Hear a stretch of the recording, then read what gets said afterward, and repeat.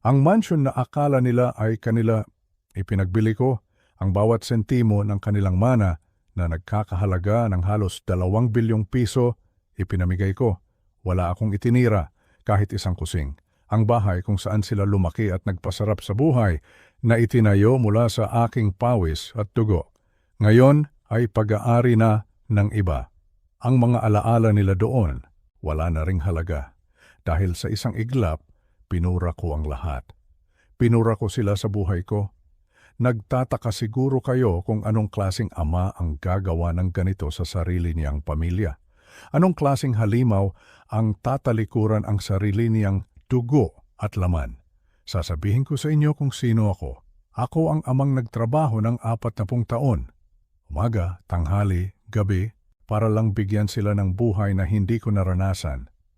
Ako ang amang tiniis ang lahat ng pagod at hirap para lang masigurong hindi sila magugutom, para maibigay ang bawat luho na kanilang hilingin, pero ang lahat ng sakripisyo ko, pinaliwala nila. Ang pagmamahal ko, tinapakan nila. Dahil sa gabing halos mamatay na ako, habang ang puso ko ay unti-unting bumibigay at ang bawat hininga ay parang huli na, mas pinili nila ang isang handaan, isang party. Hindi ito isang simpleng pagkakamali o isang hindi pagkakaunawaan. Ito ay isang pagpili. Pinili nila ang alak, ang tawanan at ang kaarawan ng aking manugang kaysa sa buhay ko. At yun ang kasalanan na hinding-hindi ko mapapatawad.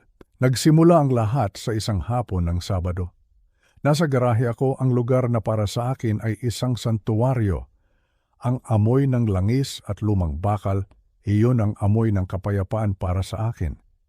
Kinukumpuni ko ang aking 1967 na Mustang, isang tostadong sasakyan na unti-unti kong binubuhay. Para sa asawa kong si Beatrice, isa itong basura. Sabi niya, ang isang taong kasing yaman ko ay dapat may bagong Mercedes at personal na driver. Pero para sa akin, ang dumi at grasa sa aking mga kamay ang nagpapaalala kung sino talaga ako. Bago pa man naging bilyonaryong kumpanya ang aking negosyo, bago pa ako naging isang naglalakad na wallet para sa pamilya ko, habang hinihigpitan ko ang isang tornilyo, bigla na lang isang matinding bigat ang dumagan sa dibdib ko. Hindi siya kirot. Pakiramdam ko, isang sako ng basang semento ang ibinagsak sa akin mula sa ika-10 palapag. Nabitawan ko ang aking gamit at ang tunog nito ay umalingaw-ngaw sa tahimik na garahe. Sinubukan kong huminga pero parang may nakabara sa aking baga. Ang hangin ay naging parang tingga, nanlambot ang aking mga tuhod at bumagsak ako sa sahig. Ang kaliwang braso ko, manhid. Pinagpawisan ako ng malamig. Alam na alam ko kung ano ito, isang atake sa puso. Sa gitna ng sakit at paghihirap, nagawa kong kunin ang aking telepono. Nanginginig ang aking mga daliri pero kailangan kong tumawag. Hindi sa 911, kailangan kong marinig ang boses ng isang mahal sa buhay. Una kong tinawagan si Beatrice, ang asawa ko, diretso sa voicemail. Siguro ay nag-aayos siya ng buhok o abala sa paghahanda para sa party. Sunod, ang anak kong si Isabel, ang kaisa-isa kong anak. Nagring ito ng ilang beses. Bawat ring, parang isang martilyo na pumupukpok sa dibdib ko. Sa wakas sumagot siya, pero hindi ang boses niya ang narinig ko. Ang narinig ko ay malakas na tugtog, ingay ng mga tao, isang malaking selebrasyon. Hello? Sigaw niya, halatang naiinis. Isabel! Hirap na hirap kong sabi. Anak, tulungan mo ako. Ano ba, Dad? Putol niya sa akin. Tumawag ka pa sa maling oras. Magsisimula na ang speech ni Marco, hihipan na niya ang kandila. Ipinikit ko ang aking mga mata. Kaarawan nga pala ni Marco, ang paborito niyang manugang. Ang manugang na binigyan ko ng tseke na nagkakahalaga ng 3 milyong piso para lang sa isang gabing handaan, 3 milyon para sa pagkain, alak at kasiyahan. Anak, pilit kong sinabi, inaatake yata ako sa puso. Nasa garahe ako. Huminto siya sandali. At pagkatapos, narinig ko ang isang malalim na buntong hininga, isang buntong hininga ng pagkairita. Hindi ito ang reaksyon ng isang anak na nababalitaan na nag-aagaw buhay ang kanyang ama. Hay nako, Dad, sabi niya. Ang OA mo talaga. Baka nasobrahan ka lang sa kinain mong Bicol Express kanina. Sinabi ko na sa'yo, huwag kang kumain ng maanghang. Ang boses niya, walang bakas ng pag-aalala. Hindi ito indigestion, sabi ko, habang unti-unting nagdidilim ang aking paningin. Manhid ang braso ko. Hindi ako makahinga. Isabel, parang awa mo na. Dad, makinig ka, pabulong niyang sabi, na may diin sa bawat salita. Ito ang gabi ni Marco. Huwag mong sirain ito para sa kanya. Huwag mong gawing tungkol sa iyo ang lahat. Uminom ka na lang ng gamot. At mahiga, pupuntahan ka namin mamaya kapag umalis na ang mga bisita. Pero, anak, kailangan ko ng ibabato, Dad. Kinakawayan na ako ng photographer. Itigil mo na iyang pagpapapansin mo, nakakahiya. At pagkatapos, wala na.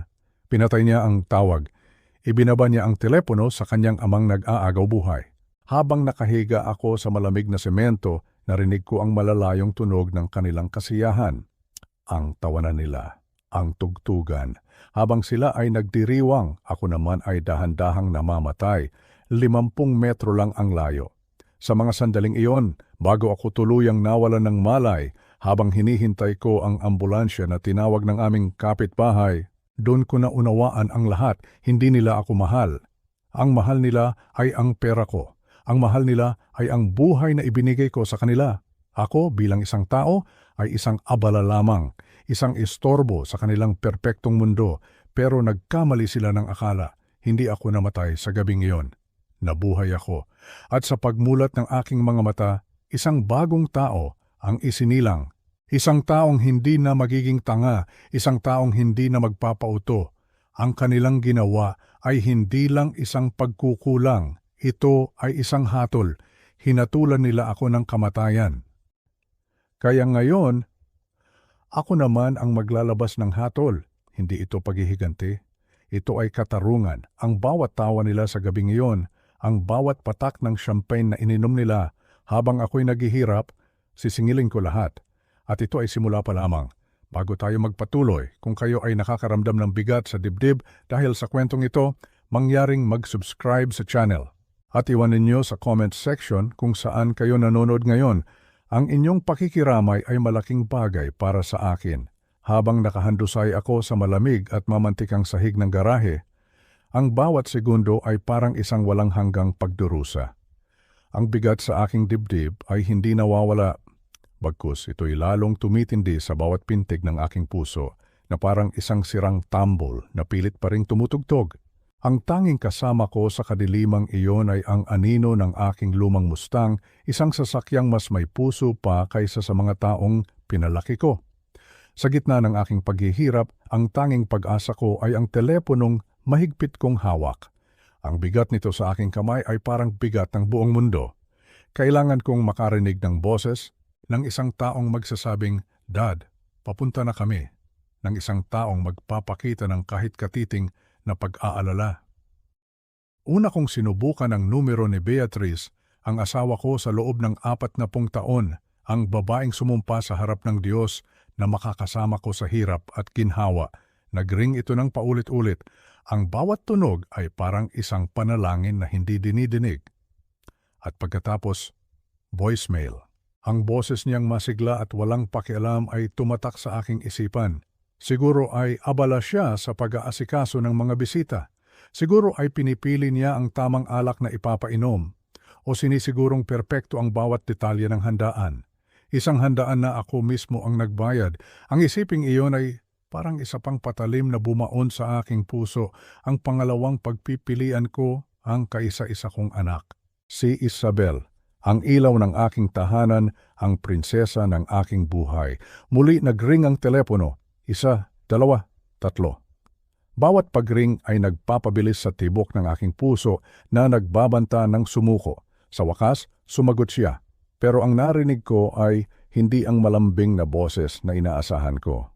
Ang narinig ko ay ingay, malakas na tugtog, tawanan, sigawan, isang selebrasyon. "Hello?" sigaw niya at sa tono ng kanyang boses, ramdam ko ang inis. Isang inis na parabang ako ay isang istorbo, isang abala sa kanyang kasiyahan. Isabel. Hirap na hirap kong binigkas ang kanyang pangalan. Ang bawat salita ay parang isang malaking bato na kailangan kong itulak mula sa aking lalamunan. Anak, tulungan mo ako. Ano ba, Dad? Agad niyang putol sa akin. Walang pagtatanong kung kamusta ako, walang bakit po. Ang narinig ko lang ay ang iritasyon sa kanyang boses. Tumawag ka pa sa maling oras, magsisimula na ang speech ni Marco. Hihipan na niya ang kandila sa cake. Ang cake, ang speech, ang mga kandila, ang mga bagay na iyon, mas mahalaga pa pala kaysa sa buhay ng kanyang ama. Ang katotohanan iyon ay mas masakit pa kaysa sa atake sa puso mismo. Anak, pilit kong nilakasan ang aking boses kahit na ang hangin ay parang ayaw nang pumasok sa aking mga baga. Inaatake yata ako sa puso, nasa garahe ako, hindi ako makagalaw, natahimik siya sandali. Sa isang iglap, umasa ako. Umasa ako na baka sa wakas naintindihan na niya. Na baka sa wakas mananaig ang pagiging anak niya. Pero ang sumunod na narinig ko, ang sumira sa lahat ng natitirang pag-asa sa aking puso. Isang malalim na buntong hininga, isang buntong hininga na puno ng pagkabagot, na parabang ang sinabi ko ay ang pinakamalaking abala sa buong mundo. Ay nako Dad, sabi niya, at ang bawat salita ay parang lason na unti-unting kumakalat sa aking sistema. Ang OA mo talaga, baka nasobrahan ka lang sa kinain mong Bicol Express kanina? Sinabi ko na sa'yo, huwag kang kumain ng maanghang, alam mo namang hindi na kaya ng tiyan mo yan. Walang pag-aalala, walang takot, tanging paninisi. Ang aking paghihirap ay kasalanan ko pa. Hindi ito indigestion, sabi ko. Ang aking boses ay halos pabulong na lang. Ang kadiliman ay nagsisimula ng kumain sa gilid ng aking paningin. Manhid ang braso ko, hindi ako makahinga. Isabel, parang awa mo na tumawag ka ng tulong. Narinig ko siyang bumulong sa kabilang linya. May kausap siyang iba. Siguro ay si Marco. Siguro ay sinasabi niyang, si Dad, nagdadrama na naman. At pagkatapos pumalik siya sa akin, ang kanyang boses ay malamig at walang emosyon. Dad, makinig ka, sabi niya, na may diin sa bawat salita, na parang kinakausap niya ang isang pasaway na bata. Ito ang gabi ni Marco. Ang ika-40 niyang kaarawan. Ilang buwan niya itong pinaghandaan. Ilang buwan siyang stress dahil dito. Huwag mong sirain ito para sa kanya. Pakiusap lang, huwag mong gawing tungkol sa'yo ang lahat. Uminom ka na lang ng gamot at mahiga. Pupuntahan ka namin mamaya. Kapag umalis na ang mga bisita. Promise. Pagkatapos ng party, kapag wala ng istorbo, kapag tapos na ang kasiyahan, doon lang nila ako aalalahanin. Kung aabutan pa nila ako. Pero, anak, iyon na lang ang kaya kong sabihin, isang huling pagsusuma mo. Kailangan ko ng ibabato, Dad, sabi niya. Ang kanyang boses ay nagmamadali na. Kinakawayan na ako ng photographer. Itigil mo na yung pagpapapansin mo. Nakakahiya. Nakakahiya. Ang aking pag-aagaw buhay ay isang kahihiyan para sa kanila at pagkatapos, ang tunog na tuluyang pumatay sa aking kaluluwa, ang tunog ng pagbaba ng telepono. Ibinaba niya ang tawag. Ibinagsak niya ang telepono sa kanyang amang humihingi ng saklolo. Sa sandaling iyon, hindi lang ang aking arterya ang nagbara. Ang puso ko bilang isang ama, ay tuluyan ng nadurog. Nabitawan ko ang telepono. Gumulong ito palayo sa akin, ang screen nito ay nagdidilim na parang sumasalamin sa unti-unting pagkawala ng aking malay. Ang tanging naririnig ko na lang ngayon ay ang malabong ugong ng kasiyahan mula sa bahay at ang malakas na kabog ng aking dibdib na pilit lumalaban. Habang nakahiga ako doon sa gitna ng alikabok at langis, ang aking mga mata ay napadako sa isang bagay sa ilalim ng aking mesa. Isang maliit na kahon na nakabalot sa makintab na papel na pilak. Sa loob nito ay isang Rolex Daytona, isang relong nagkakahalaga ng 2.5 milyong piso. Isang regalo para kay Marco, ang lalaking mas pinili ng aking anak kaysa sa akin.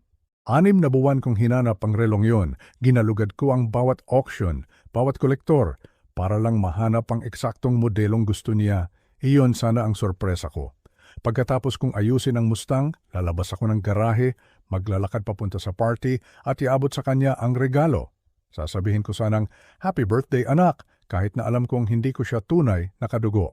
Pilit kong ipapakita na ipinagmamalaki ko siya kahit na sa loob-loob ko alam kong isa siyang parasito na nabubuhay lang sa yaman na pinaghirapan ko.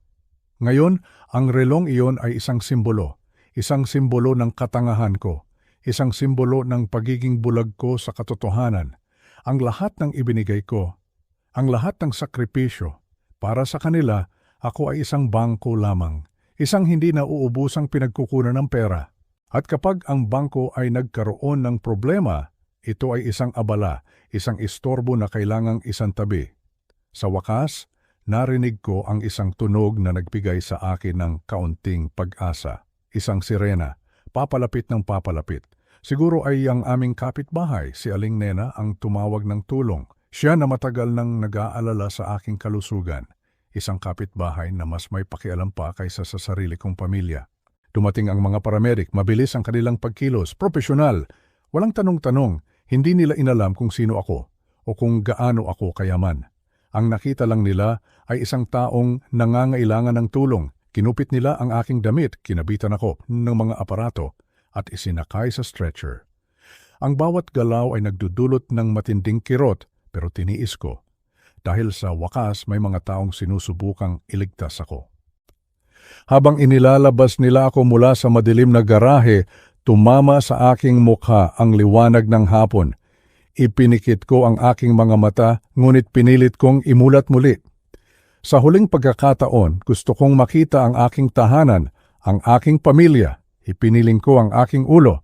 Sa pagitan ng mga halaman, natanaw ko ang aming patiyo. Puno ito ng mga taong magagara ang suot, nagtatawanan at umiinom. Ang mga lobo na kulay ginto at itim ay nakasabit sa lahat ng dako. At doon, sa gitna ng lahat, nakita ko siya. Si Marco, nakatayo sa ibabaw ng isang silya, itinaas ang kanyang baso para sa isang toast. Ang kanyang mukha ay puno ng kagalakan. Katabi niya si Isabel, pumapalakpak. Ang kanyang ngiti ay abot hanggang tenga. Ang aking asawang si Beatrice ay nandoon din, nakikipagkwentuhan sa kanyang mga amiga na parang walang anumang nangyayari. Ang sirena ng ambulansya ay nakakabingi. Huminto ito mismo sa aming driveway. Imposibleng hindi nila marinig. Imposibleng hindi nila makita. Pero wala. Wala ni isa sa kanila ang lumingon. Wala ni isa sa kanila ang natinag. Ang kanilang atensyon ay nakatuon lamang sa handaan, sa cake, sa selebrasyon, na parabang ang ingay ng ambulansya ay bahagi lang ng musika. Iyon ang huling imahe na nakita ko bago ako tuluyang lamunin ng dilim. Ang aking pamilya nagdiriwang. Habang ako ay isinusugod sa ospital, nag-aagaw buhay. Sa huling sandali ng aking kamalayan, isang panunumpa ang binuo ko sa aking isipan. Isang pangako na mas matibay pa kaysa sa bakal. Kung ako'y mabubuhay, kung bibigyan pa ako ng Diyos ng isa pang pagkakataon, magbabayad sila. Magbabayad sila sa bawat segundo ng kanilang pagtataksil.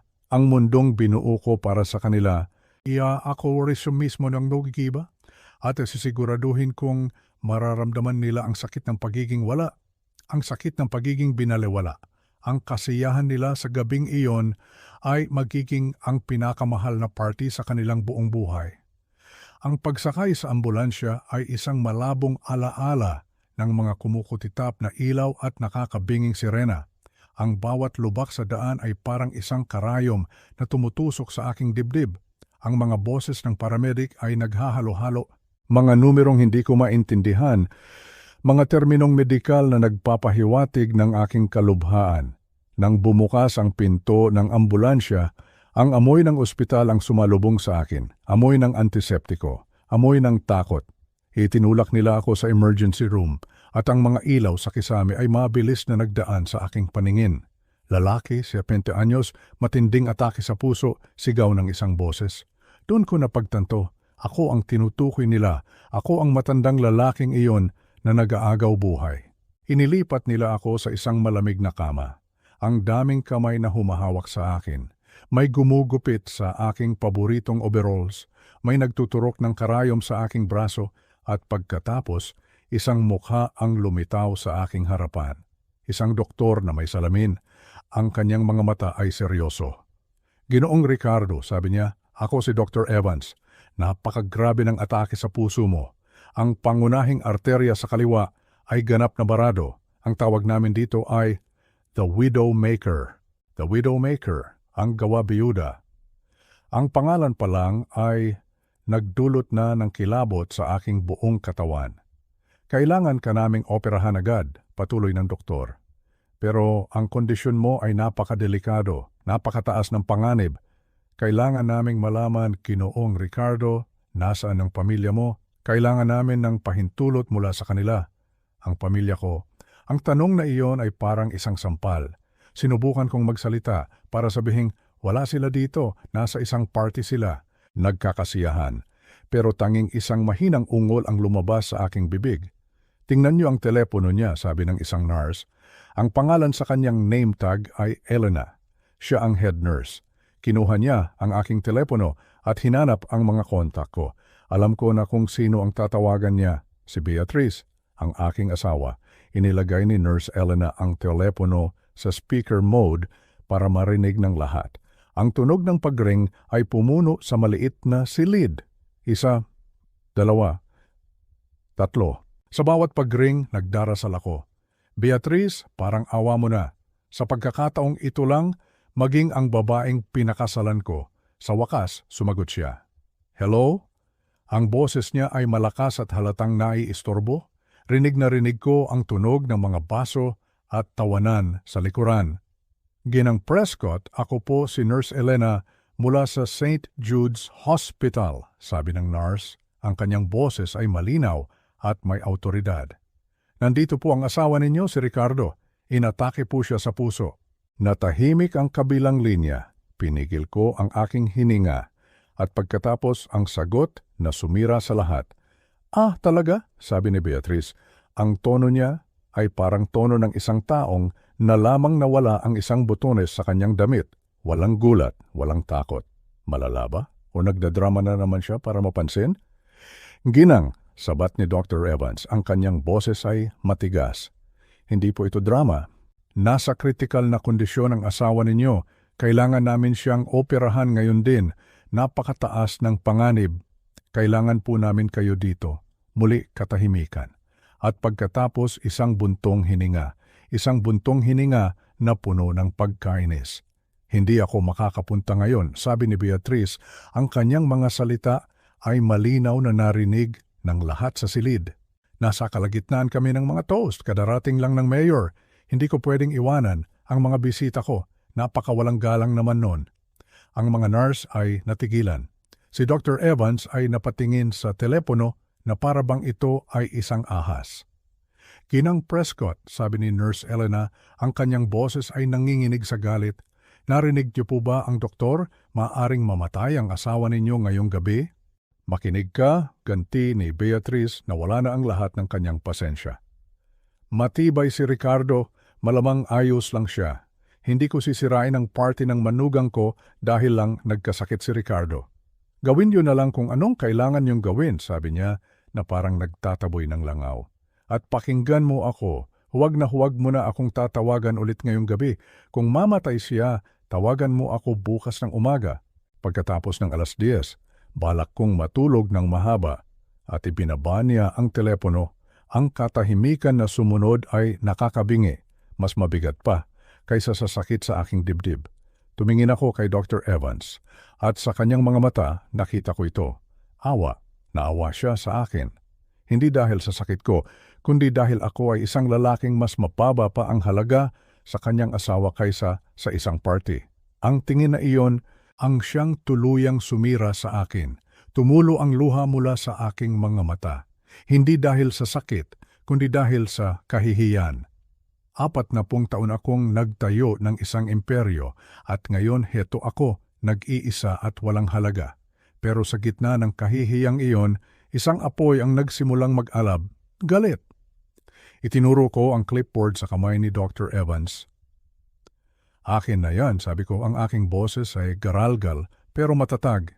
Inilagay ni Nurse Elena ang clipboard sa aking dibdib at ang panulat sa aking kamay. Gamit ang lahat ng natitirang lakas, pinirmahan ko ang aking pangalan, Ricardo. Tiningnan ko ng diretso ang doktor. Ako ang mananagot, sabi ko. Ako ang mananagot sa sarili kong buhay. dahil malinaw na wala ng ibang may gusto nito.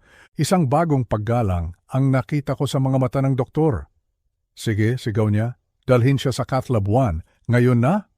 Habang itinutulak nila ang aking kama, isang bagong determinasyon ang bumuhay sa akin. Hindi ako mamamatay. Hindi ko sila bibigyan ng kasiyahang iyon. Gusto ni Beatrice matulog ng mahaba? Sisiguraduhin kong ang paggising niya ay isang bangungot na hindi niya malilimutan. 5 araw ang lumipas. 5 araw sa isang pribadong klinika sa Tagaytay, malayo sa ingay at kalupitan ng syudad. Sabi ng mga doktor, milagro daw ang bilis ng aking paggaling. Pero alam ko ang totoo, hindi ito milagro. Ang galit, ang pagnanais na makita silang magbayad, iyon ang nagpapalakas sa akin. Sa bawat araw na lumilipas, habang pinagmamasdan ko ang payapang tanawin ng Bulkang Taal mula sa aking bintana, isang plano ang nabubuo sa aking isipan, isang plano na kasing tahimik at kasing mapanira ng bulkan mismo. Sa loob ng 5 araw na iyon, walang tawag, walang text, walang mensahe. Tiningnan ko ang mga talaan ng ospital. Hindi man lang nila sinubukang alamin kung buhay pa ako o patay na. Siguro para sa kanila, mas maganda kung patay na nga, mas madali, mas mabilis ang mana. Abala sila sa pag-recover mula sa hangover ng party. Abala sila sa pagbubukas ng mga regalo ni Marco. Abala sila sa pagpaplano kung paano gagastusin ang perang hindi pa napupunta sa kanila. Pero ang hindi nila alam, habang sila ay nagpapakasaya, ako ay kumikilos na. Isang gabi, habang nag-iisa ako sa aking silid, pinuksan ko ang aking tablet. Isang notifikasyon ang lumabas. Marco is live now. Ang manugang ko nagla-live stream. Sa kabila ng pag-aatubili, pinindot ko ito. At ang katahimikan ng aking silid ay binasag ng ingay ng kanilang kasiyahan. Ang aming bakuran ay hindi ko na makilala. Ang mga tao ay nagsasayawan sa ibabaw ng mga halaman na ako mismo ang nagtanim. At pagkatapos, ang kamera ay tumutok sa mukha ni Marco. Lasing na lasing. Ang kurbata niya ay nakatali sa kanyang ulo na parang isang bandana. Hawak niya ang isang bote ng alak. Isang bote na kilalang-kilala ko. Isang Chateau Margaux 1990. Isang alak na nagkakahalaga ng higit sa 1,000,000 piso. Isang alak na ipinangako kong bubuksan namin ni Beatrice sa aming ika-50 anibersaryo. At heto si Marco, iniinom ito na parang isang murang beer. Isang espesyal na toast. Sigaw niya sa kamera. Ang kanyang mga salita ay hindi na malinaw.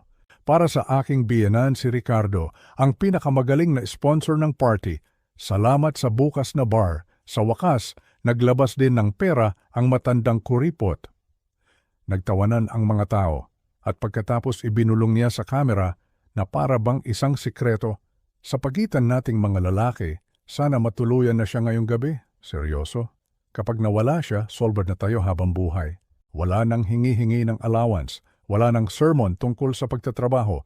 Purong pera na lang, baby. Kaya heto, para sa widowmaker, gawin mo na ang trabaho mo. Ang sakit na naramdaman ko ay mas matindi pa kaysa sa atake sa puso. Isang pisikal na sakit. Ang hilingin ng aking kamatayan at i-broadcast pa ito sa buong mundo, pero hindi pa doon natapos. Itinutok niya ang kamera sa isang grupo ng mga babae.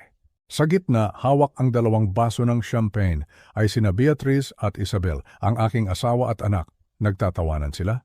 Hindi isang pilit na tawa, isang malakas, masayang tawa.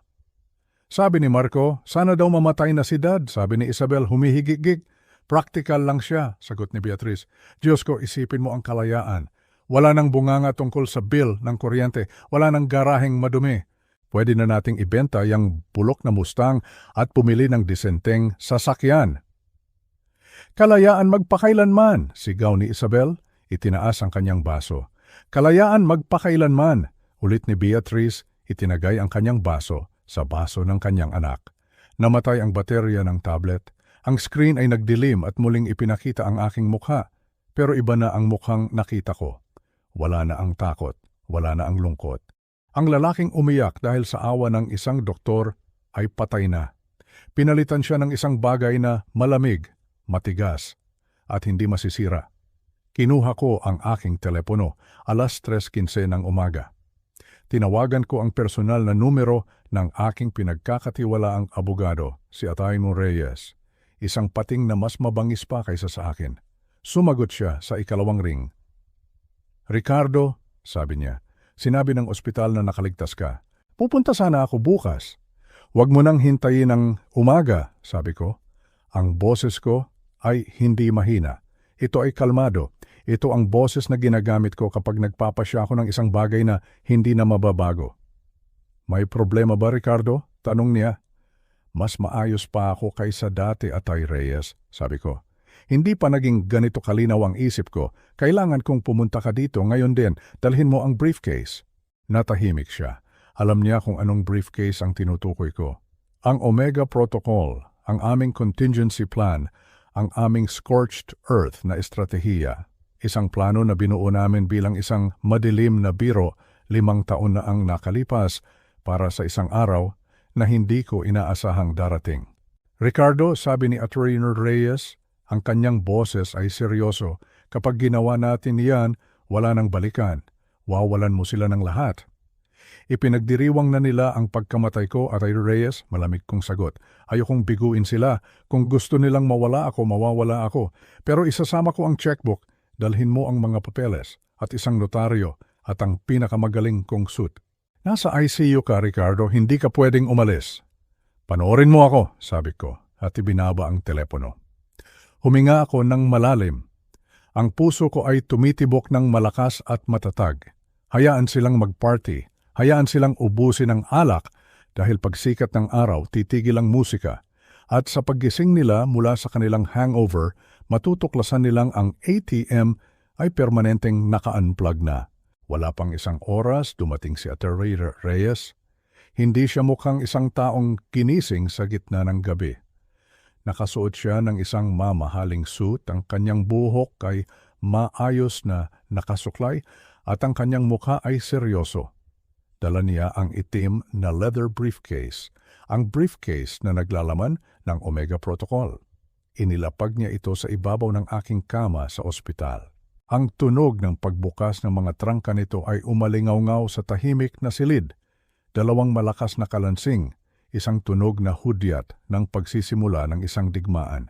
"Sigurado ka na ba dito, Ricardo?" tanong niya, habang inilalabas ang isang makapal na folder na may pulang selyo.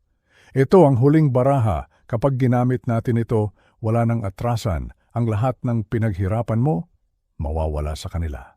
Tiningnan ko siya ng diretso sa mata. Ang aking mga mata ay hindi kumukurap. Ang imahe ng aking asawa at anak na nagtatawanan habang ako ay naghihingalo ay malinaw pa rin sa aking isipan. Ang kanilang toast para sa kalayaan, ang kanilang hiling na ako'y mamatay na. Paano ko pa sila ituturing na pamilya? "Simulan mo na, Atty. Reyes," sabi ko. Ang aking boses ay matatag at walang bahid ng pag-aalinlangan. Bawat isa, walang ititira. Binuksan niya ang folder. Inilatag niya sa aking harapan ang mga dokumento, power of attorney, asset transfer authorizations, ang paglikha ng Phoenix Trust, isang legal na entidad na magiging bagong may-ari ng lahat ng aking ari-arian. Ang kailangan na lang ay ang aking pirma. At kahit na nanginginig pa ang aking kamay dahil sa operasyon, bawat lagda ko ay matatag. Bawat pirma ay isang pako sa kabaong ng kanilang marangyang buhay. Ang mga bahay sa Alabang, sa Tagaytay, ang kondo sa Cebu. "Ilipat mo lahat sa trust fund," utos ko. "Gusto kong mawala ang pangalan ko sa lahat ng titulo pagsikat ng araw." Habang ako ay pumipirma, si Atty. Reyes naman ay abala sa kanyang laptop. Ang kanyang mga daliri ay mabilis na gumagalaw sa keyboard. "Sinisimulan ko na ang mga wire transfer," sabi niya. "Mula sa mga joint account ninyo sa BDO at BPI, ililipat natin ang lahat ng pondo sa isang pribadong bangko sa Switzerland sa ilalim ng trust. Magti-trigger ito ng ilang alerto, pero dahil ikaw ang primary account holder at hawak ko ang iyong power of attorney, maitutulak natin ito." "Gawin mo," sabi ko. "At pagkatapos mag-iwan ka ng eksaktong 50 piso sa bawat account. Ayokong isipin nilang error lang ng bangko. Gusto kong malaman nilang sinadya ko ito. Gusto kong makita nila ang insulto sa numerong iyon." 50 piso. Sapat lang para sa isang biyahe sa jeep. Isang halaga na dati ay hindi man lang nila pupulutin sa sahig. Ang mga credit card, patuloy ko. Ang supplementary card ni Beatrice sa aking platinum card. Ang kay Isabel. Pati na ang business card na gamit ni Marco. Kanselahin mo lahat. Ngayon din, i-report mo na nawawala o ninakaw. I-flag mo para sa agarang pag-decline. Huminto si Attorney Reyes. Tiningnan niya ako, isang huling pagkakataon para magbago ng isip. Ricardo, sabi niya, kapag pinindot ko ito, pagising nila bukas, wala na silang access sa kahit anong pera, walang credit, walang karapatan sa bahay na tinitirhan nila. Puputulin mo ang kanilang hininga. Ang hininga. Naalala ko ang pakiramdam ng pagkawala nito sa garahe. Ang pag-asam sa bawat hibla ng hangin habang sila ay nagpapakasaya. Sila ang unang pumutol sa hininga ko at Attorney Reyes, malamig kong sagot, iniwan nila akong mamatay. Pero heto ako, humihinga pa rin. At ngayon, oras na para matuto silang huminga sa sarili nilang sikap. Tumango siya. Isang maliit na ngiti ang sumilay sa kanyang mga labi. Isang ngiti ng pag-unawa. Isang ngiti ng isang taong alam na ang hustisya ay malapit nang mangyari. Pinindot niya ang enter sa kanyang laptop, tapos na. Ngayon, sabi ko, ang huling bahagi, kailangan mo akong ilabas dito, ngayong gabi. Napakunot ang noo niya. Ricardo, kalalabas mo lang sa operasyon. Hindi ako mananatili dito para hintayin silang dumating bukas na may mga peking luha, giit ko. Hindi ko sila hahayaang tanungin ako kung nasaan ang mga insurance papers. Kailangan kong maglaho, kailangan nilang maramdaman na para na talaga akong patay. Agad na kumilos si Attorney Reyes. Isang pribadong eroplano ang naghihintay sa isang maliit na airfield. Isang pribadong klinika sa isang liblib na lugar kung saan walang sino man ang makakahanap sa akin. Bago kami umalis, kumuha ako ng isang piraso ng papel mula sa ospital at isang panulat. Isinulat ko ang mensaheng babasahin nila. Isang mensahe na magiging simula ng kanilang bangungot. Ang huling alaala ko sa ospital ay ang pagtulak sa akin ni Attorney Reyes sa isang wheelchair palabas sa isang lihim na daanan. Ang malamig na hangin ng madaling araw ay tumama sa aking mukha. Sumakay kami sa isang itim na SUV. Habang papalayo kami, nakita ko ang pagsikat ng araw sa abot tanaw. Isang bagong araw, isang bagong buhay para sa akin. At sa mansyon sa Alabang, isang bagong realidad ang malapit nang sumalubong sa kanila. Ang unang pag-swipe nila ng credit card sa araw na iyon ay may decline. At doon magsisimula ang lahat. 5 araw. 5 araw silang namuhay sa kamangmangan. 5 araw silang nagpatuloy sa kanilang mga buhay na parabang walang nangyari. Ang tanging alam nila ay nasa ospital ako. Isang problemang hindi na nila kailangang isipin. Siguro ay naghihintay lang sila ng tawag mula sa ospital na magsasabing tapos na ang lahat. Namalaya na sila, pero ang tawag na natanggap nila ay hindi mula sa ospital. Ito ay mula sa caterer ng party. Isang tawag na naniningil sa natitirang balanse. Isang balanse na hindi na kayang bayaran ng checking isinulat ko. Doon nagsimula ang kanilang pag-aalala. Hindi para sa akin, kundi para sa kanilang reputasyon. Para sa kanilang mga bayarin. Kaya sa wakas, pagkatapos ng 5 mahahabang araw, nagpakita sila sa ospital. Nakita ko ang lahat sa pamamagitan ng ulat ng aking pribadong investigador na nagpanggap na isang pasyente sa waiting area. Dumating sila na parang mga hari at reyna, si Beatrice na nakasuot ng mamahaling damit at si Isabel na abala sa kanyang telepono. Lumapit sila sa nurses station kung saan naka-duty si Nurse Elena, ang parehong nurse na sumaksi sa kanilang kalupitan. Nandito kami para makita ang asawa ko, si Ricardo, sabi ni Beatrice. Ang kanyang boses ay puno ng autoridad na hindi na niya pag-aari. May kailangan kaming papirmahan sa kanya. Isang bagay na pinansyal. Hindi, kamusta na siya? Hindi okay lang ba siya? Ang una pa ring nasa isip ay pera. Tiningnan sila ni Nurse Elena. Ang kanyang mga mata ay malamig na parang yelo. Sa wakas, nagpakita rin kayo, Ginang Prescott, sabi niya. 5 araw na ang nakalipas. Naging abala kami, mabilis na sagot ni Beatrice. Isang malaking event. Nasaan na siya? Gising ba siya? Wala na dito si Ginoong Prescott, sagot ni Nurse Elena. Ang bawat salita ay mabagal at may diin. 3 araw na siyang nakadischarge. Ang ngiti sa mukha ni Beatrice ay biglang nawala. Imposible, sabi niya. Saan siya nagpunta? Umuwi ba siya? Hindi siya umuwi, sabi ni Nurse Elena. Umalis siya, pero may iniwan siya para sa inyo. Inabot niya ang isang puting sobre. Agad itong kinuha ni Beatrice. Ang kanyang mga daliri ay nanginginig sa inis, hindi sa takot. Akala niya siguro ay isang listahan ng mga utos. Pinuksan niya ito. Ang una niyang nakita ay hindi isang tseke. Ito ay isang bill. Ang bill mula sa ospital. Isang detalyadong listahan ng lahat ng ginastos para sa aking operasyon at pagpapagaling. Sa ibaba, ang kabuuang halaga, 8 milyong piso at sa ilalim ng linya para sa garantor, malinaw na nakasulat ang kanyang pangalan, Beatrice Prescott. 8 milyon. Sigaw niya, ang kanyang boses ay umalingaw-ngaw sa tahimik na labi ng ospital. Bakit pangalan ko ang nandito? May insurance si Ricardo. Dapat sagot yun ng insurance? Basahin niyo po ang kasunod na papel, kalmadong sabi ni Nurse Elena.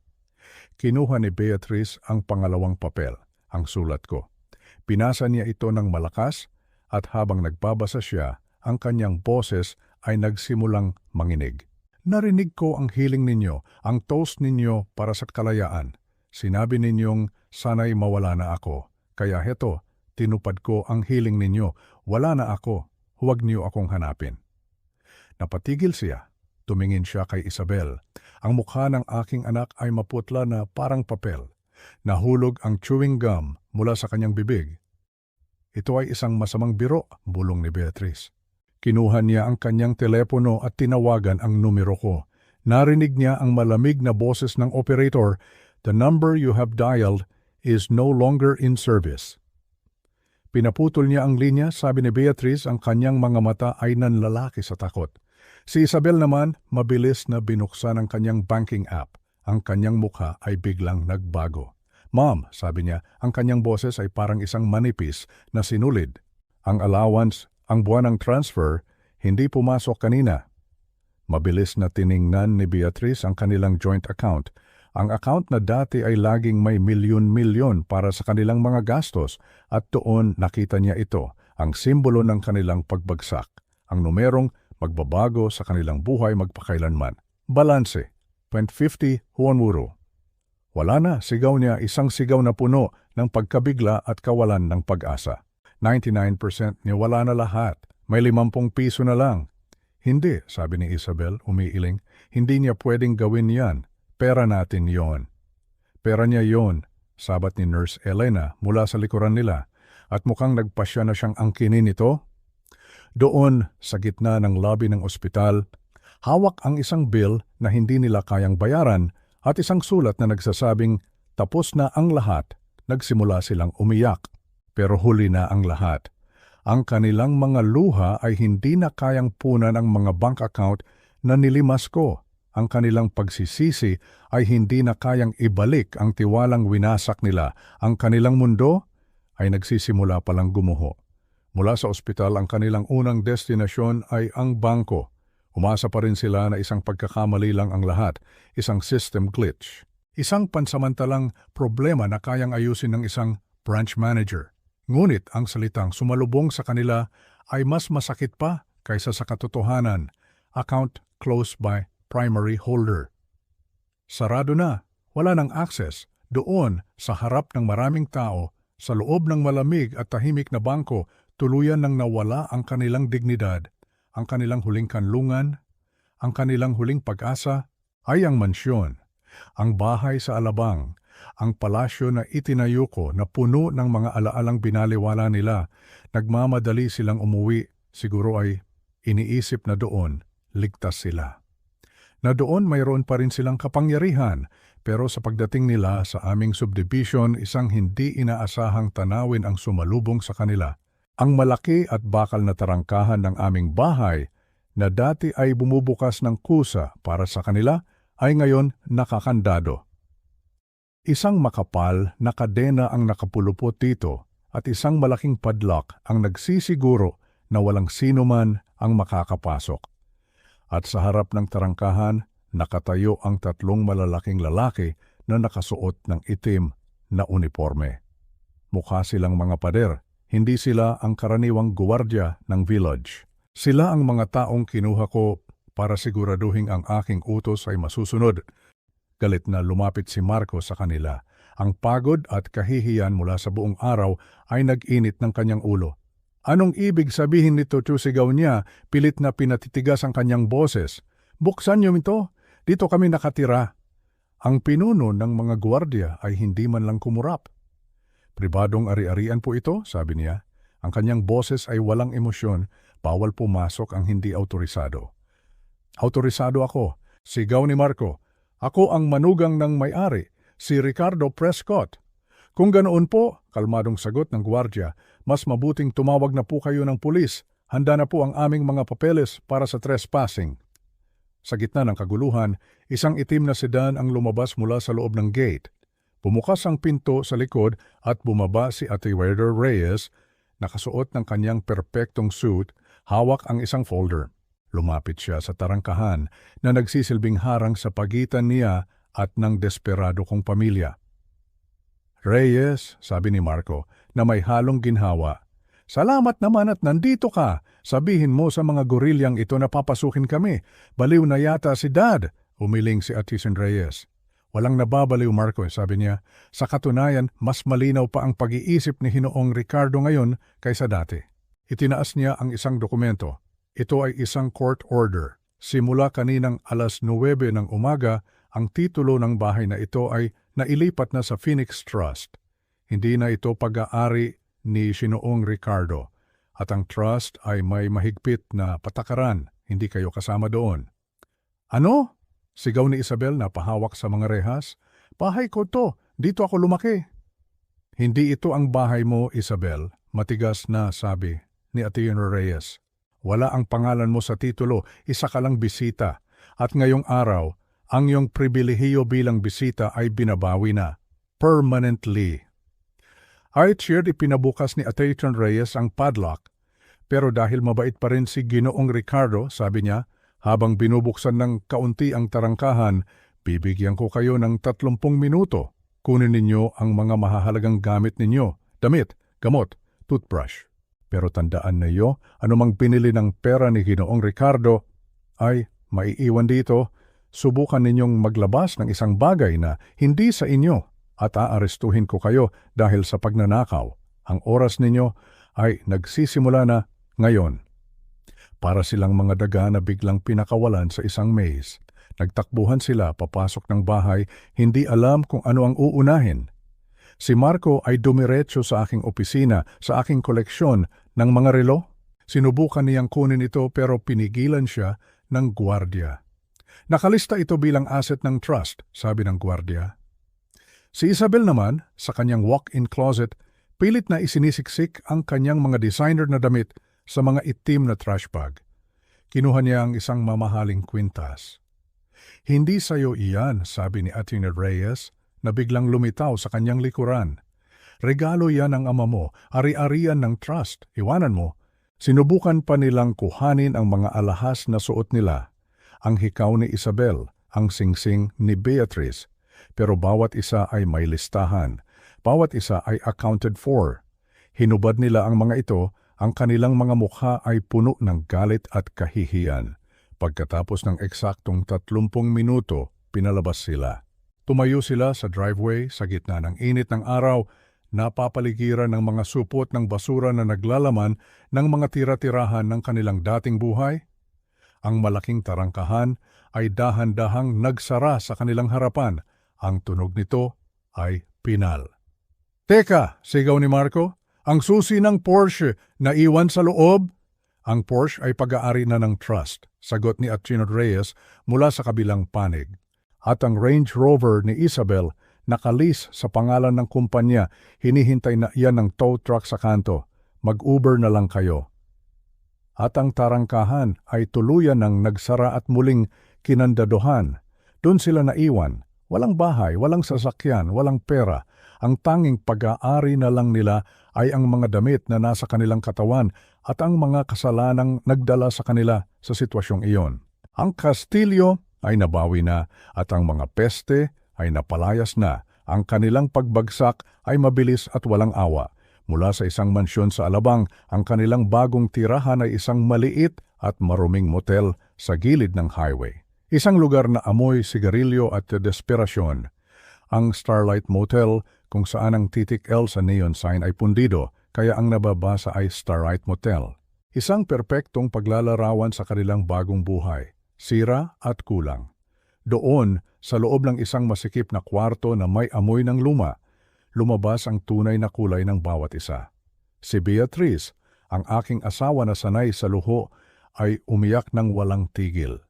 Pero hindi ito ang kanyang mga piking luha.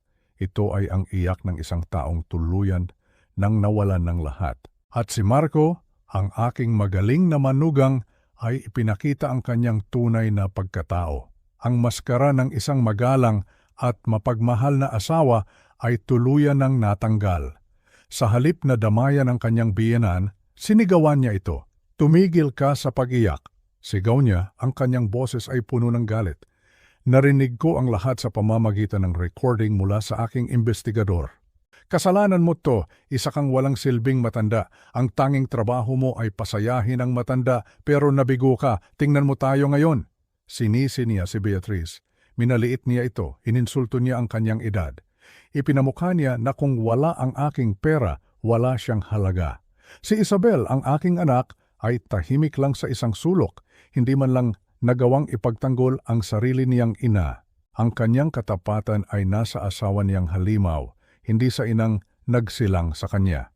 Pagkatapos ng kanilang pagsisihan, isang bagong plano ang nabuo sa isipan ni Marco. Isang plano na mas masama pa kaysa sa pagnanakaw. Isang plano na naglalayong kunin hindi lang ang aking pera, kundi pati na rin ang aking pagkatao. Makinig kayo, sabi niya. Ang kanyang boses ay biglang naging kalmado at mapanlinlang. Ang matanda ay kalalabas lang sa isang malaking operasyon sa puso. Ang mga gamot, ang anesthesia, nakakaapekto yan sa pag-iisip. Ang mga desisyon niya ngayon ay hindi desisyon ng isang taong nasa tamang katinoan. Nakita ko na kung saan patungo ang kanyang argumento. Hindi siya galit, patuloy ni Marco. May sakit siya. Nawawala siya sa sarili. Kailangan nating ipakita sa korte na hindi na niya kayang pamahalaan ang kanyang mga ari-arian. Kailangan nating ipakita na siya ay isang panganib sa kanyang sarili. Ang kanilang plano, sampahan ako ng kaso para ideklara akong mentally incompetent. Isang legal na paraan para sabihing ako ay nababaliw na. At kapag pumayag ang hukom, isang konserbator o tagapamahala ang itatalaga para sa lahat ng aking yaman. At sino pa ba ang mas magaling na maging tagapamahala? Kundi ang kanyang mapagmahal na anak at manugang. Ito na ang kanilang huling alas, ang kanilang pinakadesperadong galaw. Gagamitin nila ang batas laban sa akin. Gagamitin nila ang aking kalusugan bilang sandata. Kumuha sila ng isang abogado na sanay sa mga maruruming kaso.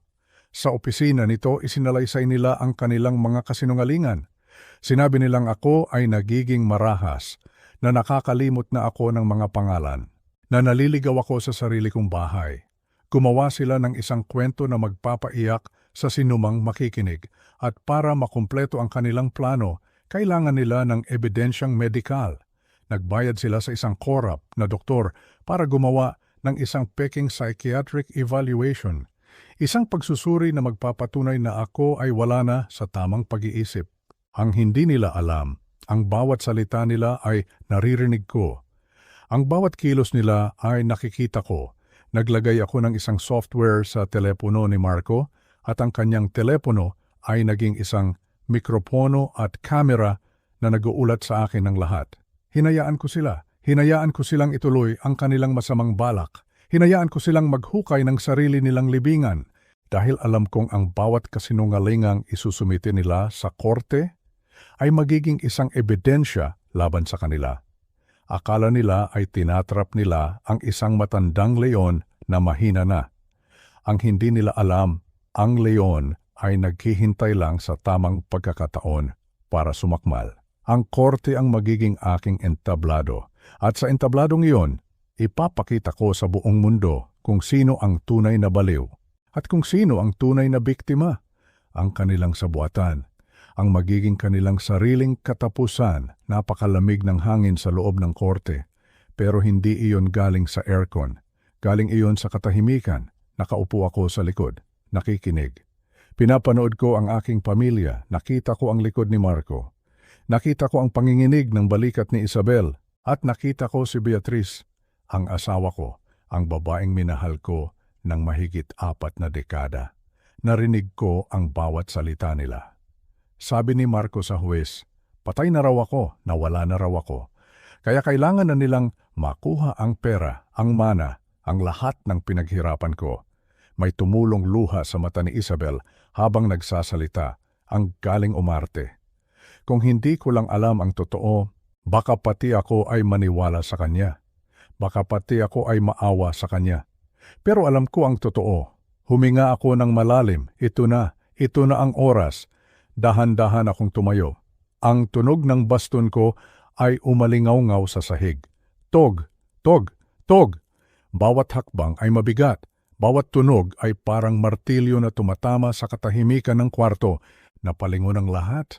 Una ang mga abogado, tapos ang huwes, at huli ang pamilya ko. Nakita ko ang mukha ni Marco. Namutla siya, para siyang nakakita ng multo.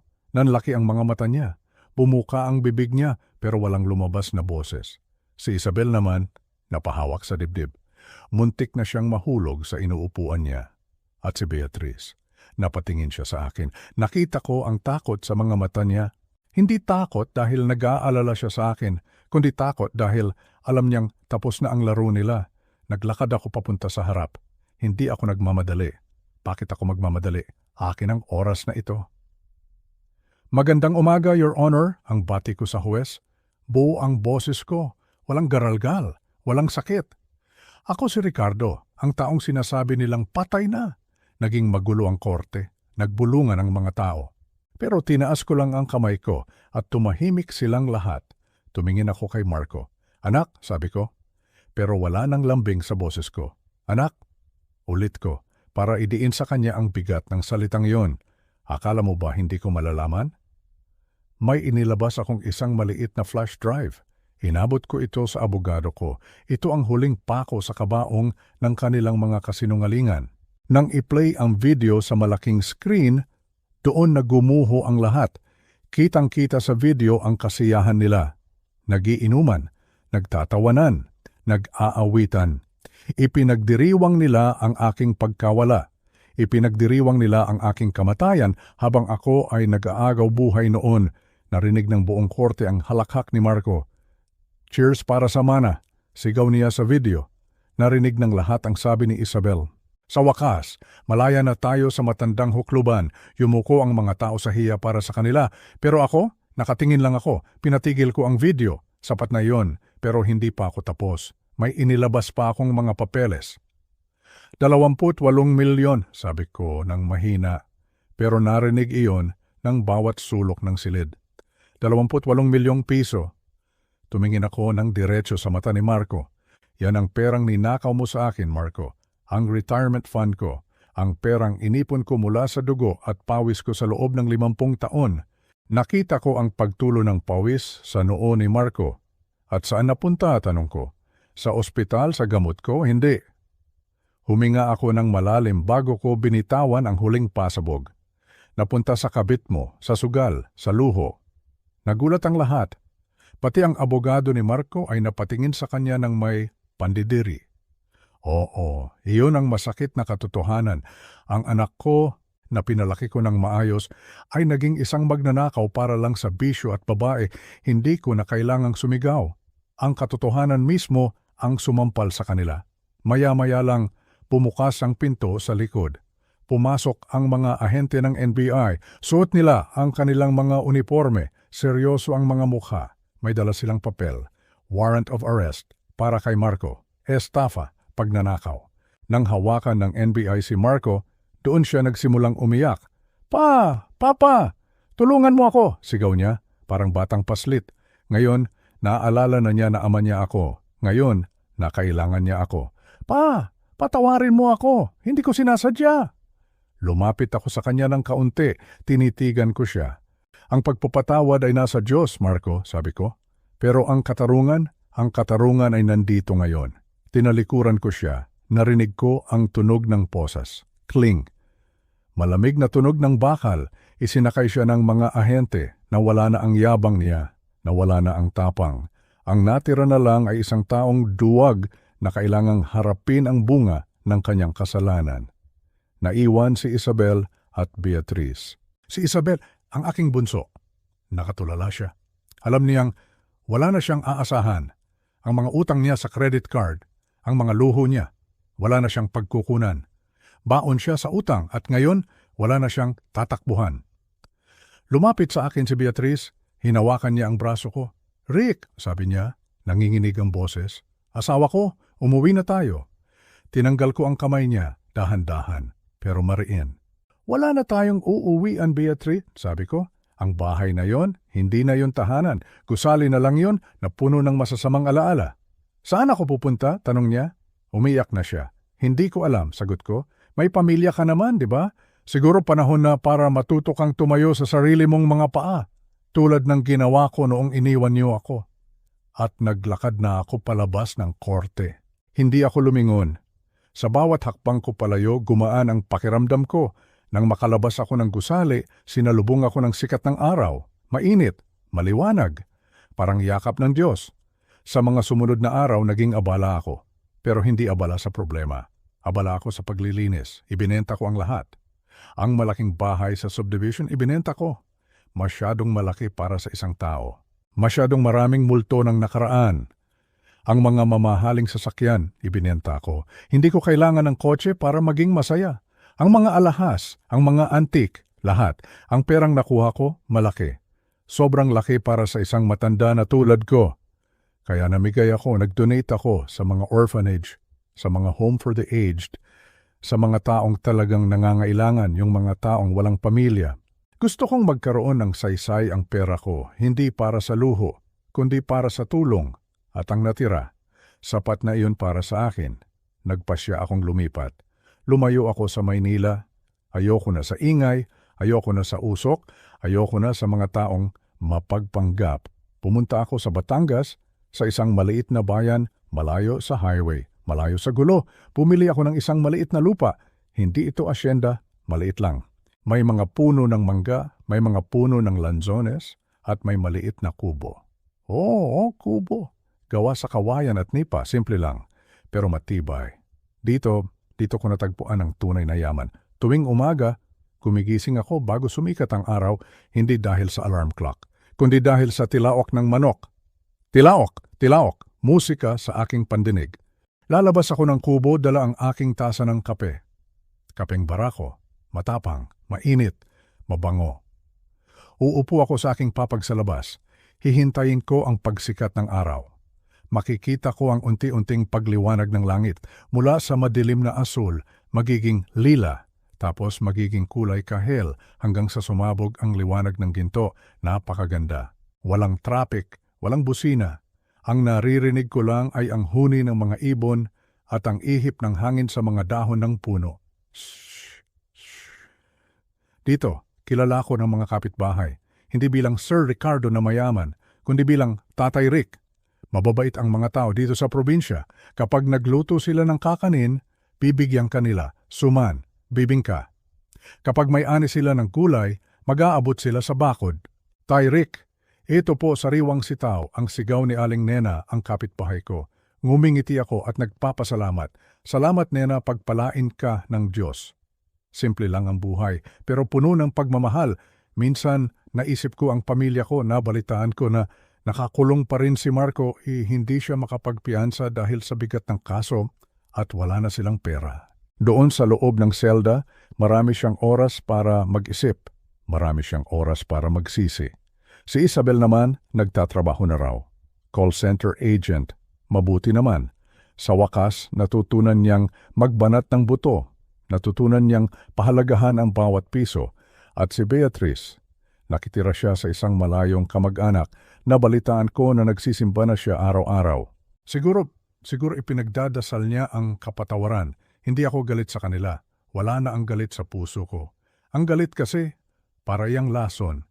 Ikaw lang ang pinapatay nito ng dahan-dahan, pinatawad ko na sila para sa sarili ko, para sa katahimikan ko.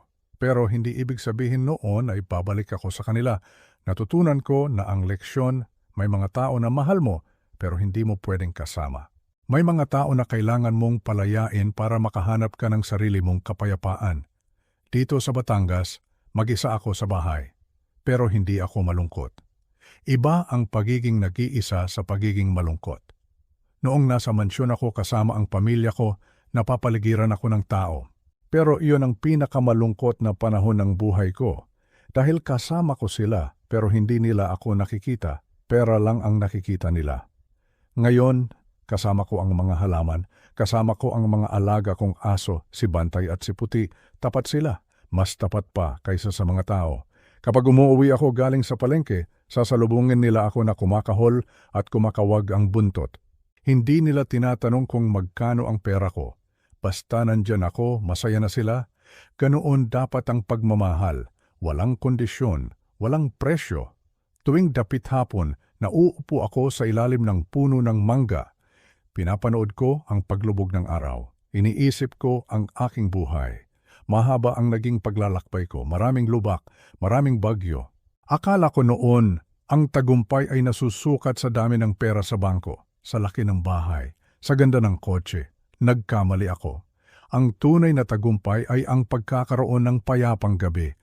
Yung makakatulog ka ng mahimbing, walang inaalala, walang takot. Yung gigising ka na magaan ang pakiramdam. Ngayon sa edad ko, naintindihan ko na ang lahat. Ang buhay ay parang hangin, dumadaan lang. Hindi natin ito hawak, kaya habang nandito pa tayo, piliin nating maging totoo. Piliin nating maging mabuti, at higit sa lahat, piliin nating mahalin ang ating sarili. Huwag nating ibigay ang lahat-lahat hanggang sa wala nang matira sa atin. Magtira tayo para sa ating sarili. Dahil sa huli, tayo lang din ang magsasalba sa ating sarili. Napapangiti ako habang hinihipan ang mainit na kape. Masarap ang hangin, tahimik ang paligid, malaya na ako. Sa wakas, malaya na si Ricardo. At dito, sa simpleng kubo na ito sa gitna ng bukid, dito ko hihintayin ang mga susunod na kabanata ng aking buhay, hindi bilang isang biktima, kundi bilang isang taong nagtagumpay, isang taong nakatagpo ng kapayapaan.